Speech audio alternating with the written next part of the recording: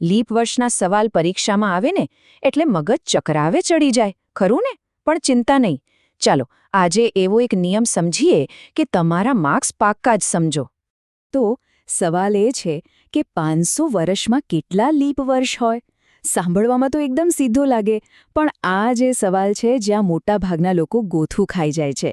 ચાલો આજે આ કોડો ઉકેલી જ નાખીએ. ઓકે, તો શરૂઆત ક્યાંથી કરીશું? સામાન્ય રીતે આપણે બધા જાણીએ છીએ કે 100 વર્ષમાં 24 લીપ વર્ષ આવે, 25 નહીં 24. આટલું તો બરાબર છે, પણ ખરી ગરબડ અહીંથી જ શરૂ થાય છે. તો પછી લોજિક તો સિમ્પલ જ થયું ને. જો 100 વર્ષમાં 24 લીપ વર્ષ, તો 500 વર્ષ એટલે કે 100 ગુણ્યા 5. તો સીધી ગણતરી 24 ગુણ્યા 5. અને જવાબ આવ્યો 120. બસ મોટાભાગના લોકો આ જવાબ જોઈને ખુશ થઈ જાય, ફટાફટ ટીક કરે અને આગળના સવાલ પર પહોંચી જાય. પણ જરા થોભો, આ જવાબ ખોટો છે.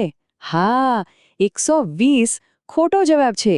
હવે સવાલ એ છે કે કેમ?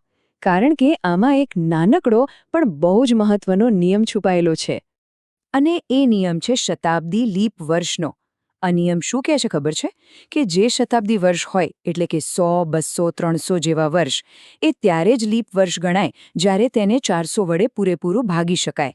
આનો મતલબ એ થયો કે 100મું, 200મું અને 300મું વર્ષ ભલે 4 વડે ભગાય, પણ એ લીપ વર્ષ નથી. તો કયા વર્ષો શતાબ્દી લીપ વર્ષ કહેવાય?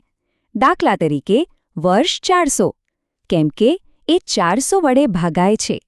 એવી જ રીતે 800, 1200, 1600 અને 2000 આ બધા શતાબ્દી લીપ વર્ષ છે. સિમ્પલ. ચાલો હવે પાછા આપણા સવાલ પર આવીએ. પ્રથમ 500 વર્ષમાં એવું કયું શતાબ્દી વર્ષ આવે છે જેને 400 વડે ભાગી શકાય? વિચારો.